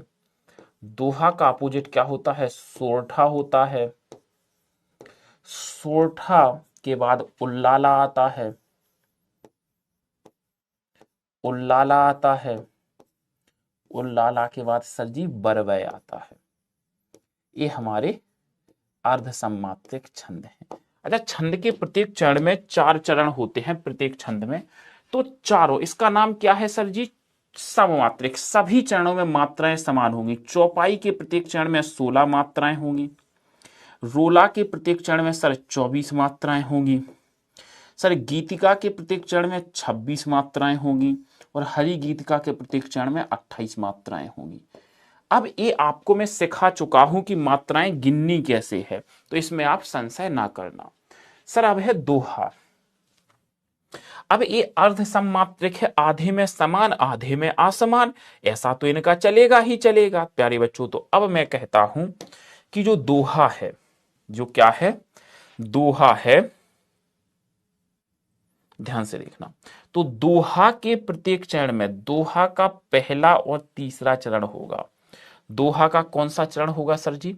दोहा के, मैं बताता हूं, दोहा के 13 मात्राएं और 11 मात्राएं। ध्यान से समझना, कोई बात नहीं। अब बात आती है सोरठा की, मैं अभी आपको समझाता हूं। यहां पर चीजें उल्टी हो जाएंगी। यहां पर 11 मात्राएं और 13 मात्राएं। जस्ट बात करते हैं हम लोग किसकी? उल्लाला। उल्लाला की बात करते हैं। तो उल्लाला में यही सीन क्या हो रहा है? 15 और 13, और यही सीन किस में हो रहा है? बरवय में। बरवय में क्या हो रहा है? 12 और 7। 12 और 7। यानी यहां पर एक चीज समझने वाली है कि सर दोहा के पहले और तीसरे चरण में, पहले और तीसरे चरण में कितनी मात्राएं होती हैं? 13 13। दोहा के दूसरे और चौथे चरण में कितनी मात्राएं होती हैं? दूसरे और चौथे चरण में होती हैं 11 मात्राएं।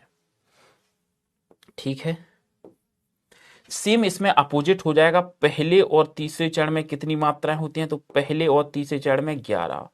दूसरे और चौथे चरण में कितनी होती हैं? 13। ये जस्ट अपोजिट है ना उसके।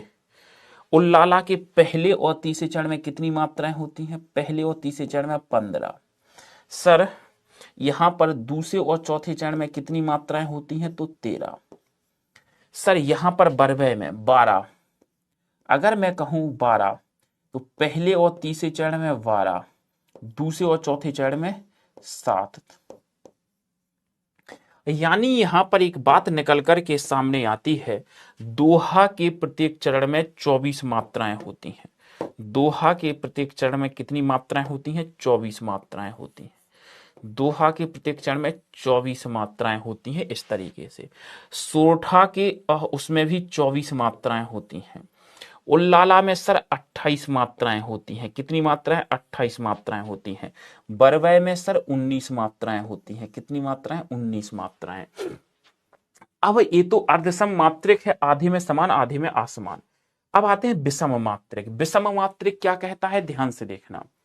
जब आपकी नौकरी लगेगी तो बहन आपसे कहेगी भैया मुझे दो, भैया मुझे दो।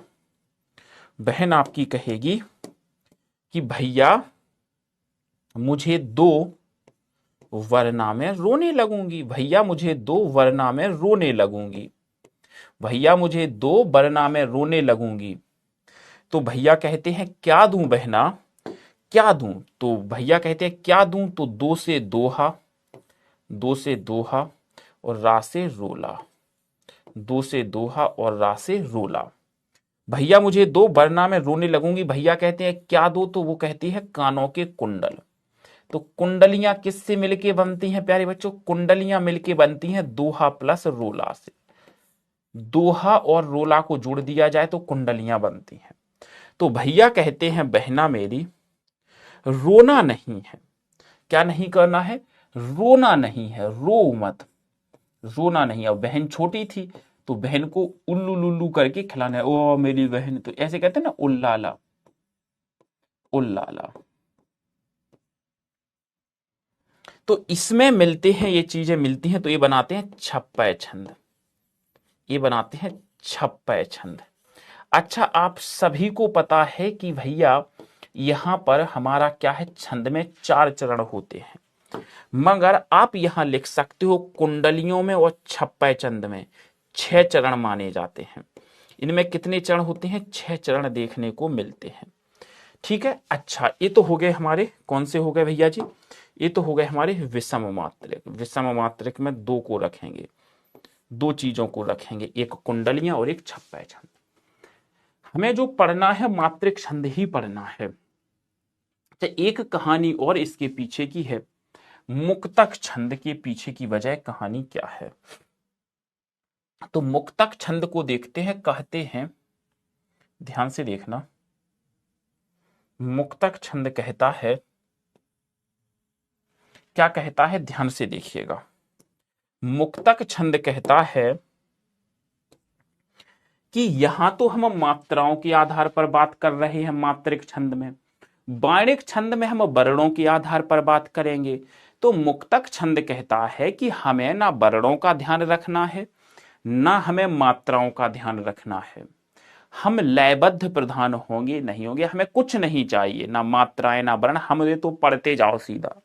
तो इसका एक उदाहरण याद रखना, ये लयबद्ध प्रधान होते हैं। इसका एक उदाहरण है निराला की कविता जूही की कली, इसका सर्वश्रेष्ठ उदाहरण है और यही पेपर में आता है, याद रखना। निराला की कविता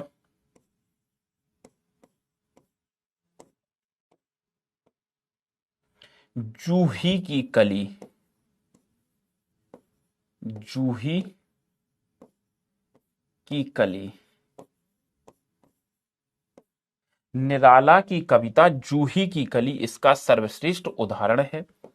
तो आप इस चीज को दिमाग में बैठा लीजिएगा कि सबसे अच्छा उदाहरण है मुक्तक छंद का निराला की कविता जूही की कली।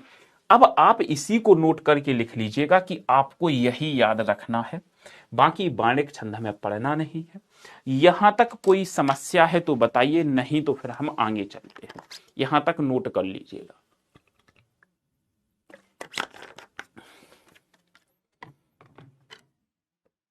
यहां तक किसी को कोई प्रॉब्लम समझ में आई चीजें या नहीं आई, मुझे इतना बता दीजिएगा प्यारे बच्चों। चीज समझ में आई या नहीं आई,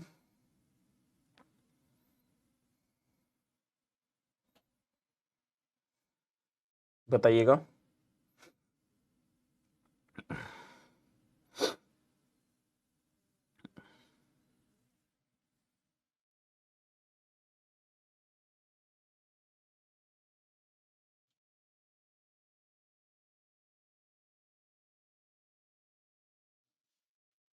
चले भैया जी, यहां तक ऑल क्लियर।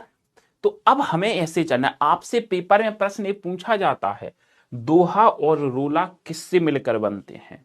सॉरी, दोहा और रोला से मिलके क्या बनता है, यह भी पूछा जाता है। रोला और उल्लाला मिलके क्या बनाते हैं?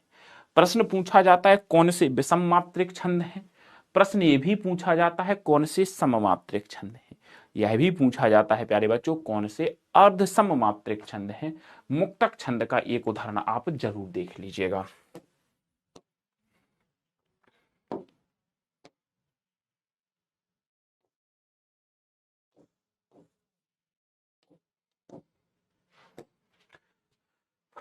चलो भैया जी, तो ये सारी चीजें हमें पढ़नी है बस छंद में। अब मुझे बताओ कल मैंने आप सभी को मात्राएं गिनना सिखाया था। मात्राएं गिनना सभी को याद है कि नहीं है? मात्रा गिनने के मैंने 4-5 नियम सिखाए थे, मुझे बताइएगा वो याद हैं? जल्दी से बता दीजिएगा, क्या वो सारी चीजें याद हैं?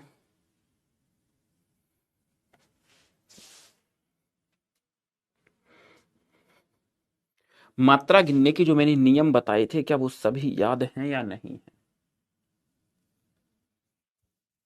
तो चलो, अब वही, अब हमें अगर मात्राएं गिनेंगे, हमारी मात्राएं 16 आ रही हैं तो चौपाई है, इस हिसाब से अब हमें चलना है। चलिएगा आगे चलते हैं। अब आते हैं हम सममात्रिक छंदों पे।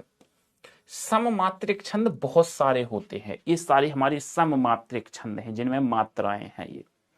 बट हमें पढ़ना कितने को है? हमें इनके केवल नाम याद रखना है, जो मैंने यहाँ पर 4 लिखे हैं ये जरूरी है, चौपाई, रोला, गीतिका, हरि गीतिका। अगर आपको नाम याद रखना है कि सर हम केवल नाम याद रख के काम चला लेंगे, तो आप नाम याद रख सकते हैं। तोमर कौन सा छंद है? सममात्रिक। सर चौपाई तो याद ही है, राधिका याद रख सकते हो, कौन सा है? सममात्रिक। सर जी गीतिका पता है, तांटक और वीर या आल्हा, इनको याद रख सकते हो 4 नाम को, तांटक, वीर और आल्हा। इसके बाद तोमर और राधिका, या राधिका तोमर सममात्रिक, ऐसे कर सकते हो। राधा की उस नजरों में या चरणों में सभी समान है, राधा राधिका सममात्रिक समान है, राधा तोमर, राधिका तोमर। तांटक और वीर और आल्हा, तो यहां पर हमारे ये सममात्रिक छंद हैं। बट हमें इतने सारे याद नहीं रखने हैं, मैं फिर कह रहा हूं, हमें इन सब चीजों से इतना मतलब नहीं है।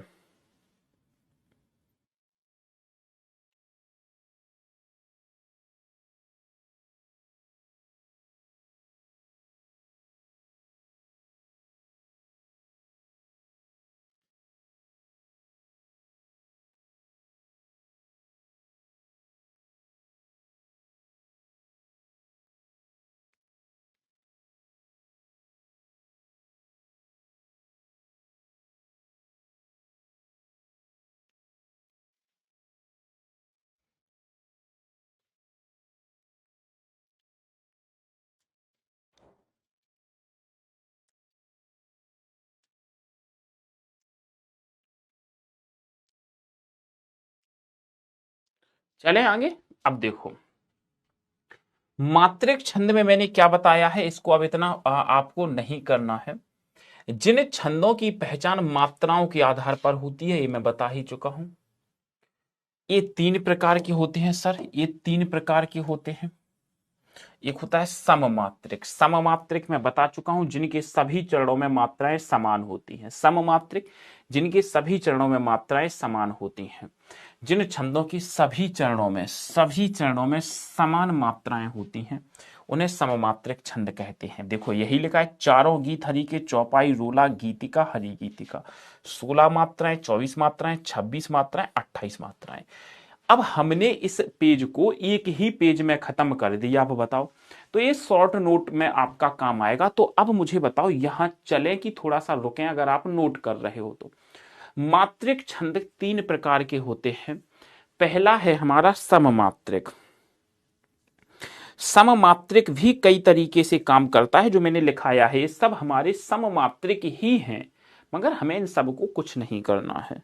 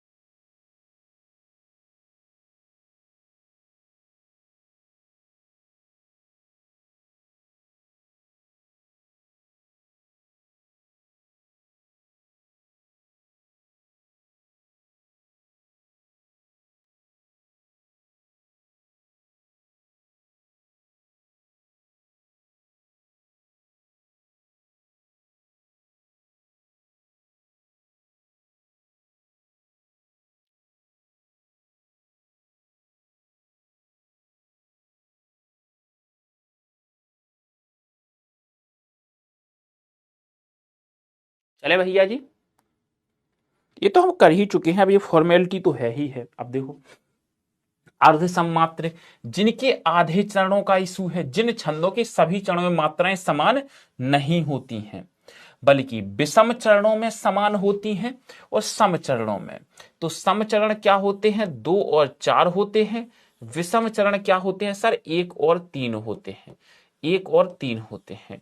तो सम चरणों में समान, विषम चरणों में समान। जैसे दोहा के पहले और तीसरे चरण में, पहले और तीसरे चरण में क्या खेल है? पहले चरण में और तीसरे चरण में 13-13 मात्राएं, दूसरे और चौथे चरण में 11-11 मात्राएं।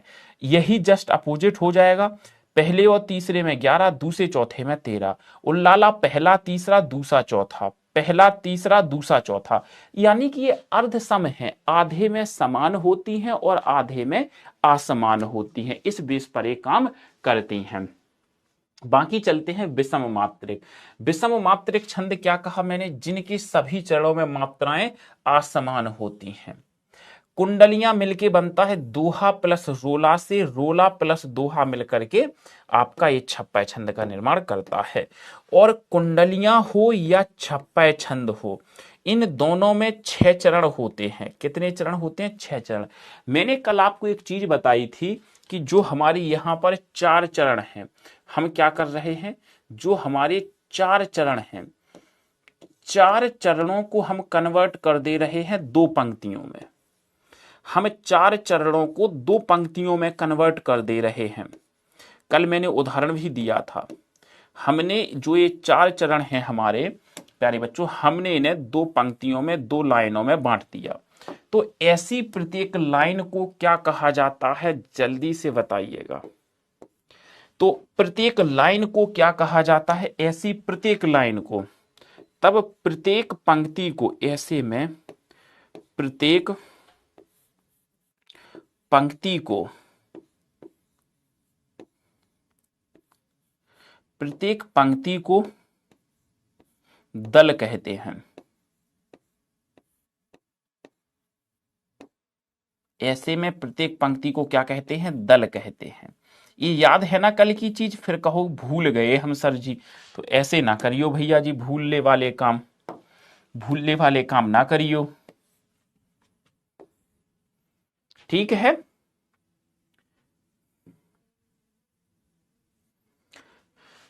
चलो आगे चलते हैं। अब आते हैं विषम मात्रिक। विषम मात्रिक हम यहां पर देख चुके हैं। अब आता है बाणिक छंद। बाणिक छंद में हमें क्या समझना है? बाणिक छंद में समझना है, बाणिक छंदों की पहचान वर्णों के आधार पर नहीं होती है प्यारे बच्चों। बाणिक छंदों की पहचान गणों के आधार पर होती है। वर्णों की गणना की जाती है, उन्हें बाणिक छंद कहते हैं। वर्णों की गणना की जाती है। बाणिक छंद भी 3 प्रकार के होते हैं। सर कौन कौन से होते हैं? सममात्रिक की जगह समबाणिक, अर्ध सममात्रिक की जगह अर्ध समबाणिक और विषम मात्रिक की जगह विषम। हमने क्या किया? मात्रिक की जगह वार्णिक लगा दिया, दैट्स इट। बाकी सारी चीजें हैं। ये छंद आप पूरी तरीके से इग्नोर कर सकते हो। अगर इग्नोर नहीं करना इन केस, तो आप केवल इनके नाम याद रख लो। जैसे सवैया क्या है सर? सममात्रिक है। और घनाक्षरी क्या है सर? सममात्रिक है। मालिनी क्या है? सममात्रिक है। इंद्रवज्रा क्या है? सममात्रिक है। तो फिर आप इस तरीके से अपनी चीजों को याद रख सकते हो। अगर नहीं करना तो वैसे तो कर सकते हो इग्नोर, हमें कोई इसमें आपत्ति नहीं है। सममात्रिक में सवैया छंद, घनाक्षरी, मालिनी और इंद्रवज्रा। और पुष्पिताग्रा यहां आता है और आर्या प्यारे बच्चों आपका यहां पर आता है। आर्या कहां आता है? यहां पर माना जाता है। ओके, बताइए फटाफट से।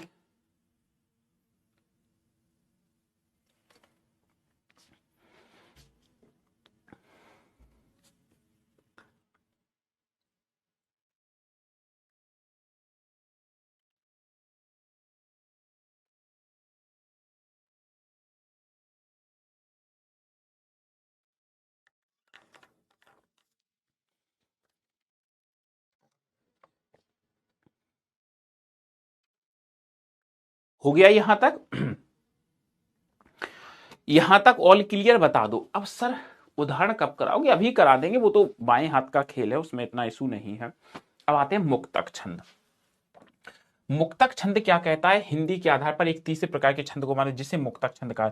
इस छंद के चरणों में वर्णों एवं मात्राओं का ध्यान नहीं रखा जाता।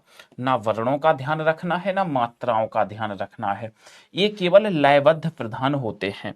निराला की कविता जूही की कली इसका सर्वश्रेष्ठ उदाहरण मानी जाती है। किसका? मुक्तक छंद का सर्वश्रेष्ठ उदाहरण क्या है? निराला की कविता जूही की कली। ना इसमें हम मात्राओं को ध्यान रखते हैं, ना वर्णों को याद रखते हैं, तो कहा जाता है एक विशेष प्रकार का छंद, ना जिसमें मात्राओं का ध्यान रखना है, ना जिसमें वर्णों का ध्यान रखना है, उस छंद को क्या कहा जाता है? मुक्तक छंद। एक तीसरे प्रकार के छंद को मान्यता मिली जिसे स्वतंत्र कर दिया गया। ना हम तुम्हें कोई बाउंडेशन देंगे, ना मात्राओं के आधार पर बाउंडेशन देंगे, ना वर्णों के आधार पर बाउंडेशन देंगे, तुम स्वतंत्र रहो, तुम्हें जो करना है करो। तो उसी तरीके से निराला जी की कविता जूही की कली पढ़ेंगे तो इसका सर्वश्रेष्ठ उदाहरण देखने को मिल जाता है।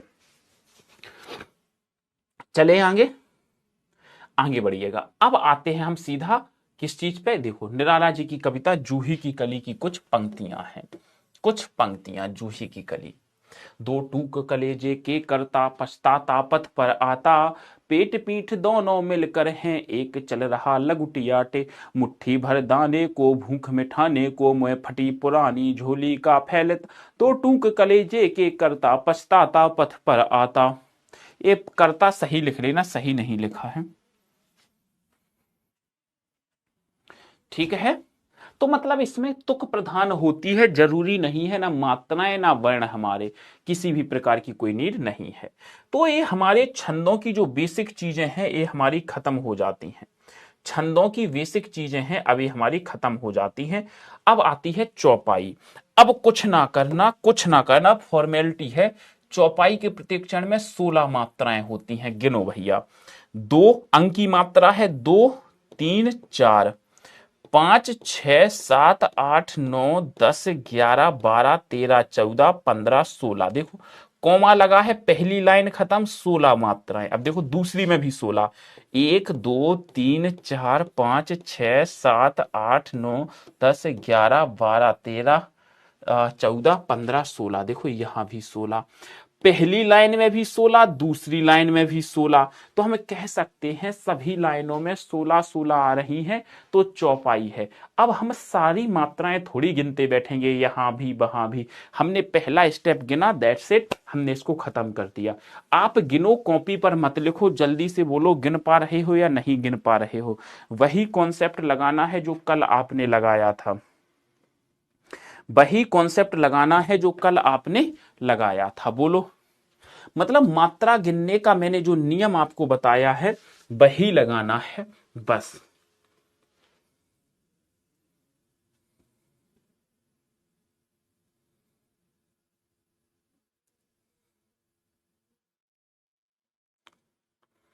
आ रही हैं मात्राएं, गिन पा रहे हो या नहीं गिन पा रहे हो? मुझे हाँ तो बोल दो एक बार कि सर अब हम गिन लेंगे। तो अब ये हमारी फॉर्मेलिटी है, अब हमारे छंद बेसिकली खत्म हो चुके हैं।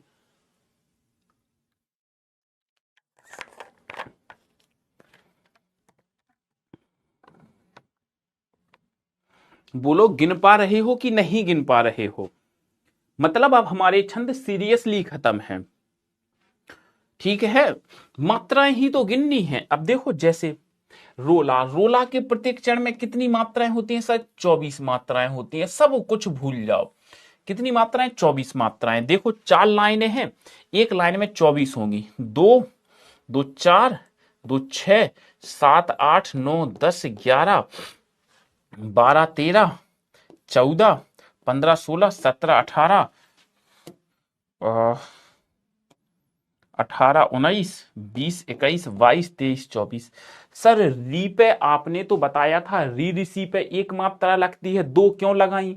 क्योंकि कॉन्सेप्ट पढ़ो पहला वाला, संयुक्त अक्षर के पहले जो लघु वर्ण होता है उसे दीर्घ माना जाता है। तो देखो 24 मात्राएं हो गई, और जब ये 24 मात्राएं हो गई तो हम कह सकते हैं यहां पर रोला है। वो लोग कह सकते हैं रोला है कि नहीं है? ध्यान से देखो, गिनो भैया, 1 2 3 4 5 6 7 8 9 10 11। देखो ध्यान से गिनो ना, गिन ली कि नहीं गिन ली? इसे काव्य छंद भी कहा जाता है, कोई बात नहीं, ठीक है।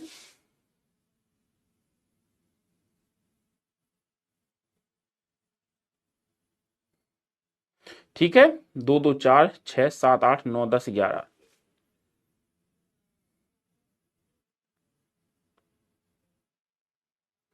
चले भैया जी, अब देखो, अब हमें इन्हें केवल गिनना है, कुछ नहीं करना है। गीतिका में कितनी मात्राएं होती हैं सर? 26। गिनो, 2 3 4 5 6 7 8 9 10 11 12 13 14 15 16 17 18 19 20 21 22 23 24 25 26। देखो 26 मात्राएं हो गई। और जहां पर 26 मात्राएं होती हैं वहां पर क्या माना जाता है भैया? गीतिका माना जाता है। सीधी सी बात है। मुझे बताओ, जो 5 लाइनें सिखाई हैं वही काम कर रही हैं कि नहीं कर रही हैं? जल्दी से बोलो, वही हैं कि नहीं हैं? एक बात का जवाब दे दो मुझे जल्दी से, कि सर अब हमने जो कल पढ़ा था वही सब कुछ अप्लाई हो रहा है, हमें अब इसके लिए परेशान नहीं होना है। बोलो, क्लियर है?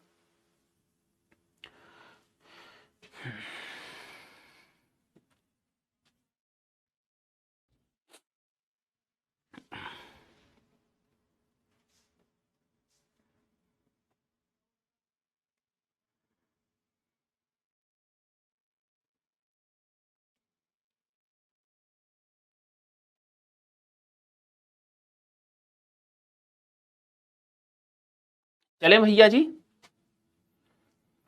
क्लियर? यहां तक आगे बढ़ते हैं। अब आते हैं हरि गीतिका।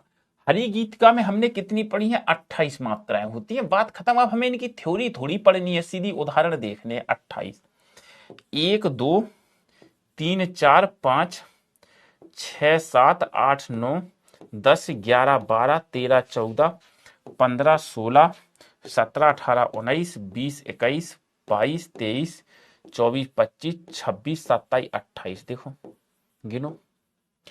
5 कॉन्सेप्ट याद रखो केवल आप। 28 मात्राएं हैं, सभी लाइनों में 28 होंगी, हमें बाकी गिननी नहीं है। हम इतनी गिनती थोड़े बैठे रहेंगे इतनी मात्राओं को।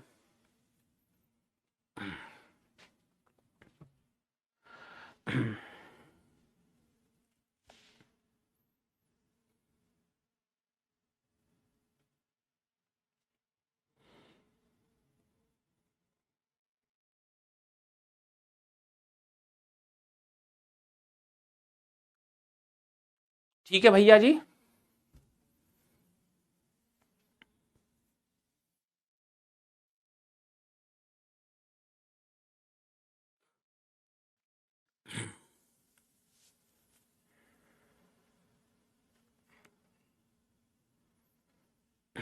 चले भैया जी, हाँ बोलिएगा।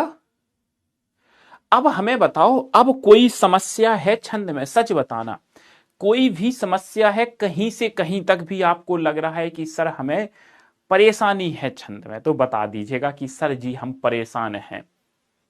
कोई भी समस्या है? बस कल बेसिक चीजें हमें कंप्लीट हो जाएं तो हमें आसान हो जाती है सारी चीजें। तो सारा का सारा खेल नींव का है। अगर हमारी नींव मजबूत है तो हमारी सारी चीजें मजबूत हैं। चलो, अब देखो आगे बढ़ते हैं। दोहा। अब हमें कुछ नहीं करना है। 13 और 11, पहले लाइन देखो, पहली लाइन, दूसरी लाइन, तीसरी लाइन, चौथी लाइन, ये है 4। तो पहली और तीसरी लाइन में कितनी होती है? 13 13। दूसरे और चौथे में 11 11। अब देखो, पहली दूसरी तीसरी चौथी लाइन, ये क्या है? दल है। क्या है? दल। गिनो मात्राएं। 2 2 4 5 6 7 8 9 10 11 12 13। देखो, पहली लाइन में 13 हो गई। अब दूसरी लाइन में 2 2 4 2 6 7 8 9 10 11। देखो, तो पहली लाइन में प्यारे बच्चों आपकी 13 मात्राएं हो गई, दूसरी लाइन में 11 मात्राएं हो गई। यही तो कह रहा था दोहा। पहली और तीसरे में 13 13, दूसरे और चौथे में 11 11, तो वो दोहा होगा। देख लो। अब आप समझ क्यों नहीं रहे? यहां से तोड़ लो भैया इसे। देखो,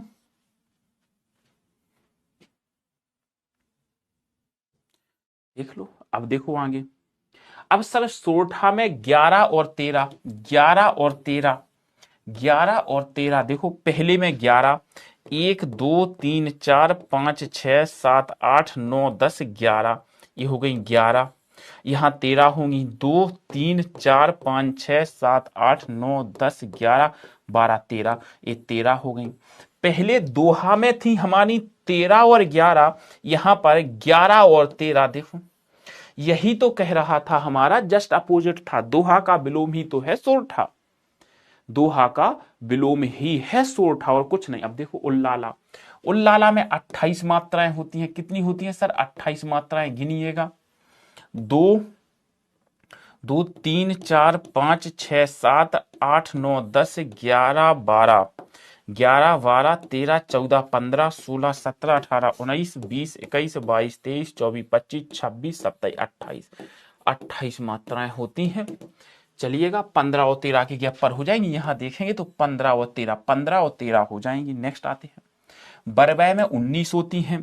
1 2 3 4 5 6 5 6 7 8 9 10 11 12 13 14 15 16 17 18 19, ये हो गई 19 मात्राएं। देखो अब कोई समस्या नहीं होनी चाहिए, कोई भी रत्ती भर भी समस्या नहीं होनी चाहिए। अब आती है हमारी मेन बात, शुरू होती है। मुझे बताओ छंदों में कितने चरण होते हैं? तो आपने कहा सर छंदों में 4 चरण होते हैं, और इन 4 चरणों को हम क्या करते हैं? 2 पंक्तियों में लिख देते हैं, तब भी ठीक है। मगर 2 छंद हमारे ऐसे हैं, एक छंद है प्यारे बच्चों हमारा छप्पय छंद, और एक कुंडलियां, जहां पर 6 चरण होते हैं, 6 चरण। अच्छा मुझे ये बताओ, ये 6 चरण लिखे हैं, एक लाइन 1 2 3 4 5 6, 6 लाइनें हैं। अब 6 लाइनें हैं, आप ये तो कह सकते हो, हाँ या ना में आंसर देना, सब लोग हाँ बोलना या ना। ये 6 लाइनें हैं। अब आप पेपर में ये तो कह सकते हो, ये हैंग मार गया, ये 6 लाइनें हैं।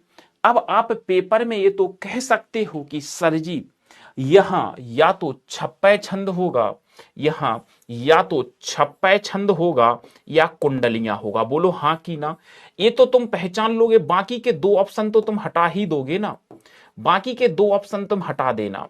बाकी के 2 ऑप्शन आपको बस ये सोचना है कि 6 लाइनें हैं, 1 2 3 4 5 6, या तो छप्पय छंद होगा या कुंडलियां होगा। बोलो ये पहचान लोगों की नहीं पहचान पाओगे? बोलो जल्दी से, ये पहचान लोगे? या तो छप्पय होगा या कुंडलियां होगा। 6 लाइनें देखते ही तुम ये पहचान लोगे ना।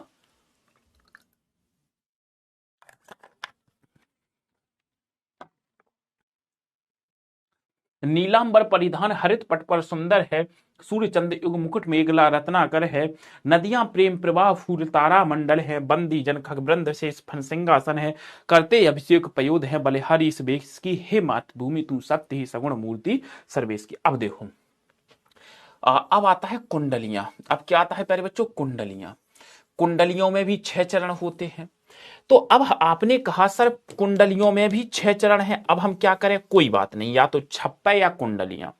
अब देखो 6 चरण है, इसकी शुरुआत कहां से हुई? पहले से। इसकी शुरुआत कहां से हुई? पहले से। और अंत कहां होगा? पहले पे। अंत कहां होगा? पहले पे। तो हम देखेंगे अगर 6 चरण है तो या तो छप्पय या कुंडलियां।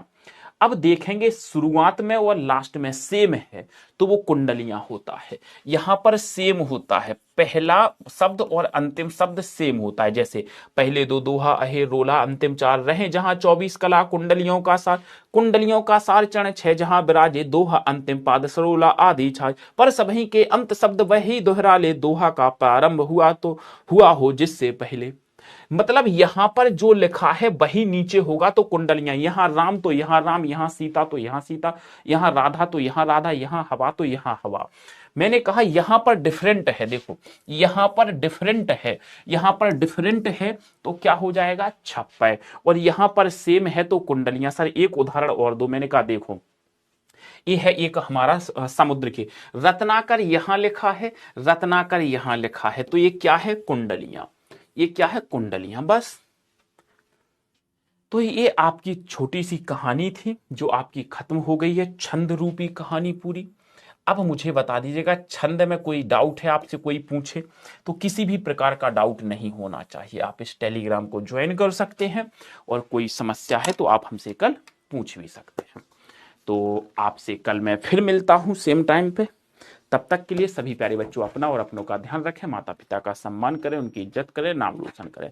Thank you so much, bye bye, take care, best of luck, धन्यवाद।